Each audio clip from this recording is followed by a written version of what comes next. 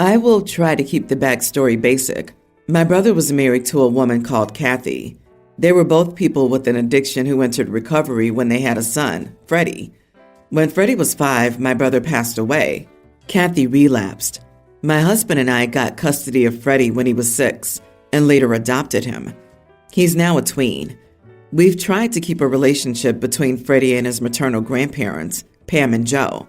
Freddie goes to see them once a month to spend the day and sometimes overnight with them.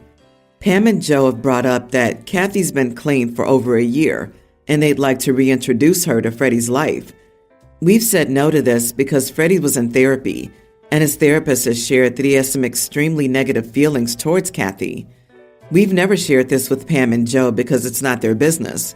We've just said no, the time isn't right.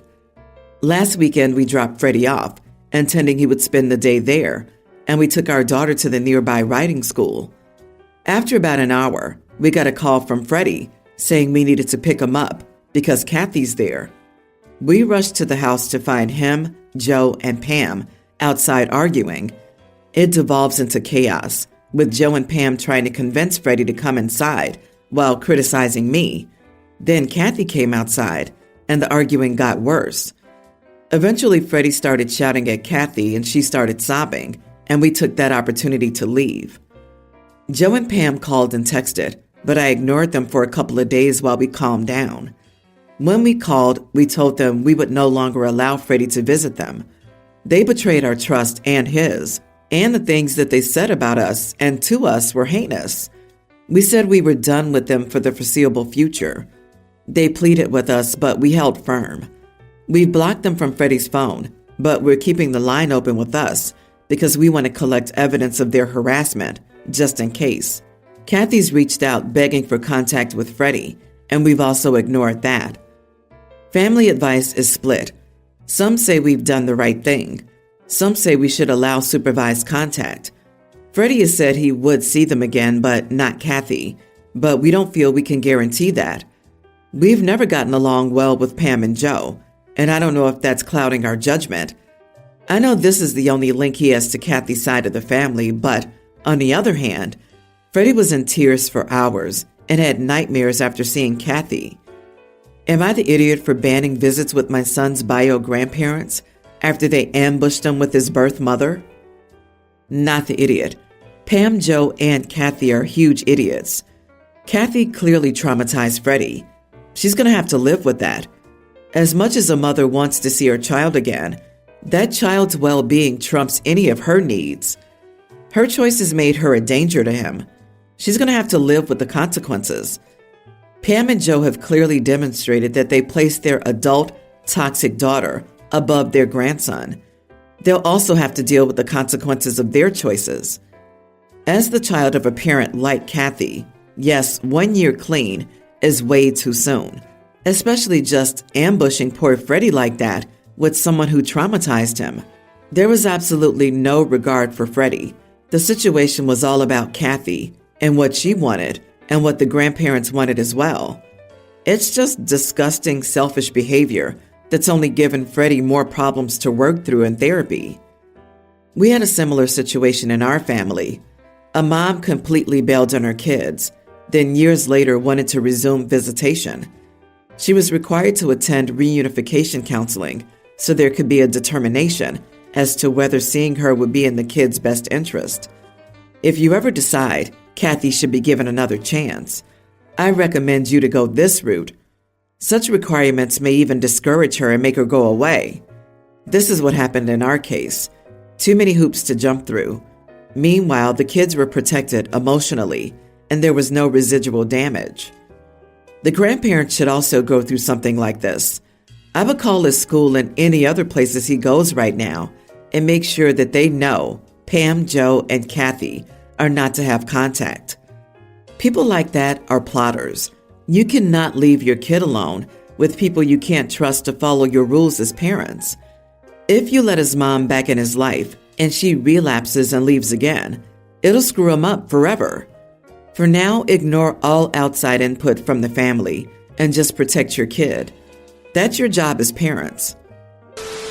My boyfriend was with his ex for 5 years. They broke up because she wanted to move to LA to be an actress and didn't want to do long distance. We met through friends. We've been dating for a little less than a year. I was the one who asked him out. While he is a loving, affectionate boyfriend, I think he's still hung up on his ex. In many ways, I feel like I'm the placeholder for her. He holds a lot of admiration for her. He gave her very romantic experiences and gifts, while I feel more like a friend he does things with. He brings her up when we have conversations with friends. She recently moved back to our city and reintegrated into his social circles. We ran into her, and he immediately dropped my hand when he saw her. They said hi to each other. He didn't hold my hand again. I'm doubtful that this is sustainable. He's very sweet, but he needs to heal. Am I the idiot for breaking up with him after he stopped holding my hand? Edit. He did not introduce me as his girlfriend at the encounter. So, he didn't introduce you as his girlfriend? Oh yeah, you gotta go then. You're not the idiot. Don't be a secret girlfriend. It never ends well. You will be miserable, and it'll hurt the longer you stay. Chances are he isn't over her. OP, you're breaking up with him because he's in love with another woman. You deserve first place in your spouse's heart and an awesome and loving spouse. I suggest you give your friends a heads up when you break up with him on why you're breaking up with him. You don't want him to talk crap about you behind your back. Yeah, it's time to end it. He's definitely still hung up on her, and chances are with her around again, he'll try to get her back. Better you end it now versus waiting it out. You deserve someone who loves you, and you're their number one, not their backup. Also, when you talk to your friends, remember that she's also in these social circles, or at least adjacent to them. This is just something to take into consideration when crafting that narrative. Good luck, girl. I, 30 female, have a teen daughter, Leah. Married my husband, Mark, 46 male, 6 years ago. He has 2 children from a previous marriage, Coy, a male teen, and Coral, a young female teen. Mark and I have the kids full time, but his kids live with their mom for a few weeks during the summer. They moved into my lake house, which has 5 bedrooms. 2 of the bedrooms upstairs have bathrooms.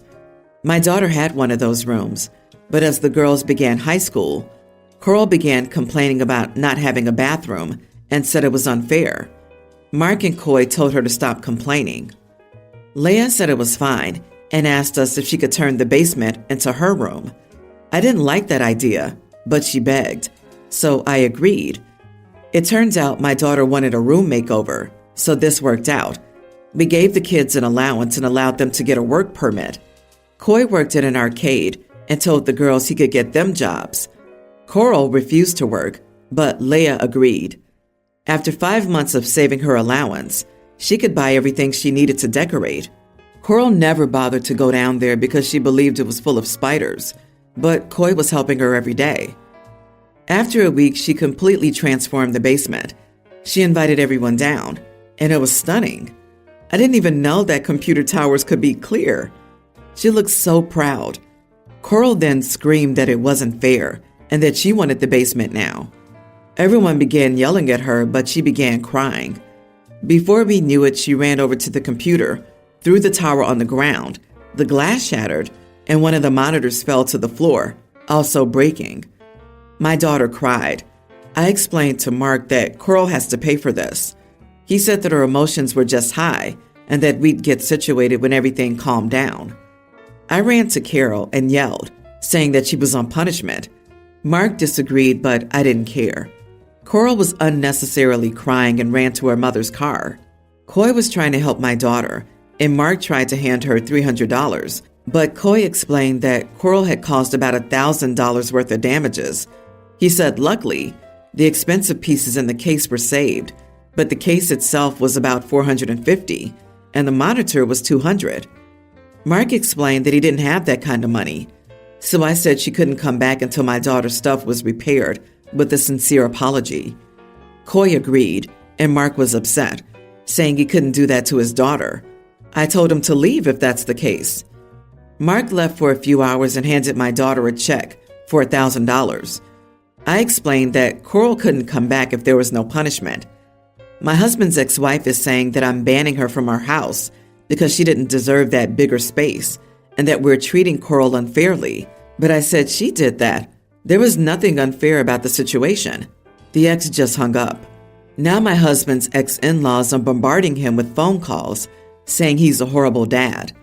His sister even said he's being a bad parent, and they're best friends. So it's really getting to him. This happened last night and he hasn't gotten up yet. Should I apologize? Am I the idiot? Not the idiot. Coral sounds like a spoiled brat, but Mark needs to realize that as a young teen, she should have a better handle on her emotions than throw a tantrum because someone else has something nice that she wants. She should apologize for behaving like a toddler, and Mark needs to stop coddling his kid. At least the older brother seems to have a clue. Let him stew in his feelings. Maybe he'll get some insight into why his dismissive parenting isn't doing anyone any favors. That's exactly what I was thinking. How is a young teen experiencing the emotional highs of a 7-year-old brat? Wah, wah, wah. I want the cool thing that this person has. I know. I'll just start destroying crap that I'm jealous of. Like, what? There are clearly some extra issues going on here because the son seems pretty responsible. Maybe it's because she's a girl. She's being raised differently. Yes, I'm guessing Coral has always been Daddy's precious little baby girl who can do no wrong. Can you see this in a couple of years when Leah saves her money and buys a car? How much do you want to bet that Carol has a fit, takes it without permission, and wrecks it, or keys it because she wanted it? Jesus, with no accountability, Coral will continue her behavior. Hubby can solve all of this by disciplining his kid and getting her therapy. I'm glad that he paid your daughter back. That's what the law would do. A young teen can't be made to pay anything back, so it's the parent's responsibility. That's just not the end of it. He also needs to pay for a good lock for her room before his daughter's allowed back. Update. I found out the complete story, and there's a lot of drama. It's over a boy. So both my daughters are cheerleaders, and it's a school dance coming up. All of Coral's friends are cheerleaders, and they all date football players except her. So her friends have been trying to hook her up with Brad for the past month, but it turns out he's interested in Leah. My preteen daughter, Elsie, has recently started to make mornings more difficult by throwing a fit when we ask her to get dressed for school. We've tried setting her clothes out the night before, but she still makes an issue out of it, and she doesn't want to sleep in her clothes, so that's not an option either. My wife leaves for work before me, so I'm usually the one who must deal with the tantrums in the morning. I woke Elsie up, and she refused to get dressed as always. I wasn't in the mood to deal with her BS and didn't have the energy to fight with her about it, so I just told her it was okay, and I'd just take her to school in her pajamas. She looked pretty shocked because I don't think that was the outcome she expected, but the rest of the morning went a lot smoother than usual. We got in the car and she was quieter than usual, so I could tell she wasn't sure what to think. But after a while of driving, I guess the realization set in, and she told me she wanted to go home and change. I told her she had already decided, and I wasn't driving her back home now. She started freaking out, saying she wanted me to drive back home, and she didn't want to go to school in her pajamas. But I wasn't turning the car around, so we arrived at school and she eventually went in. After my wife came home from collecting her from school, she looked angry. She didn't say anything in front of Elsie, but as expected, she went off on me later in the evening.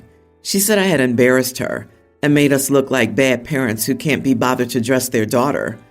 I told her I'm sure Elsie isn't the first kid to go to school in pajamas, and it's not the end of the world. And she wears regular clothes every other day, so one day in pajamas isn't going to make everyone think we're bad parents. She told me she thought it was a cruel thing to do to Elsie, but in my opinion, it was harmless and taught her a lesson. Not the idiot. Your daughter was testing boundaries, and she learned the limit. If you had turned around, she might have done the same thing the next day and started a new pattern. By sticking to your decision in a harmless environment when your daughter was in no danger, she learned a lesson about the consequences of her actions. Plenty of kids always show up in pajamas, costumes, and funky, Cool, not funky, smelly clothes. As a teacher, I see kids come to school in pajamas all the time, and it's not even an issue. Kids will come dressed in the most random clothes in elementary school, and that's part of the joy of being that young. Haha. Hopefully now the OP's daughter will consider what she wants to wear to school before leaving the house. At her age, she should be choosing the clothes she wants to wear. So when you said, "We've tried setting her clothes out the night before," I hope that "we" was mainly her. You didn't think ahead. You should have put her clothes in a bag and brought them to school. Depending on her personality, she might not live down the day Elsie wore PJs to school, and her peers probably have memories like elephants. Also, start getting her up 15 minutes earlier. That's how most parents handle it. You know this isn't an uncommon problem, right? Dude, you are the idiot. This is a young child and not a toddler we're discussing. Yikes. My goodness, OP, you're not the idiot. At her age, your daughter, in my opinion, is a bit old for throwing daily tantrums over clothes. Fully thought that this was a 4-year-old until I went back and looked at the age. Also, it would be one thing if your wife was upset because your daughter spent the day embarrassed and uncomfortable with her clothing choices. But it seems like your wife's main concern is with optics and how this choice reflects on her as a parent. My daughter, 29, has one child named Sally. We have a large family with a lot of aunts and uncles. In the beginning, everyone was super happy to help out and be the village. The problem started when my daughter started having issues with everything they did when helping her out. At first, it was big things that should be respected, like respecting nap time. But over time, it started to get smaller and smaller. It got to the point where she was nitpicky just to nitpick. Whenever someone would babysit or help her out, she would be texting them constantly or hovering over their shoulder. Some examples are Aunt Jen's basement not being safe. The kid doesn't go into her basement. Washing the dirty baby clothes with the wrong softener, and food not being correct. Always too hot or too cold. The list goes on and on. To make it worse, she has an attitude that she's the one doing us a favor by letting us near Sally, and not that we're helping her out, since none of us need to help out. I've talked to her about this before. I understand she's a first-time parent, but it's very frustrating. It's all her way, and she won't accept anything else. It got to the point where they didn't help her anymore. They were tired of her nitpicking everything they did and were done. She complained that no one was helping her, and basically they all sucked. I told her she no longer has a village due to being overbearing. She called me a jerk and hasn't answered my text. Am I the idiot? Not the idiot. Sometimes you just have to tell people the truth without sugarcoating it. Don't bite the hand that feeds you. Don't be rude to the people that are helping you. Also, don't worry. She'll call you when she can't get anyone else to watch her child. You called her out on her behavior. She should own it. Exactly. She doesn't want a village. She wants staff. The solution to this problem is for your daughter to hire someone paid to follow her instructions exactly. When people favor babysitting, as long as the baby is safe and warm, clean and fed, your daughter has nothing to complain about. Sounds like your daughter has extreme anxiety, manifesting as control issues. Have you talked to her about possible PPA or PPD, or general anxiety disorder? You are the idiot.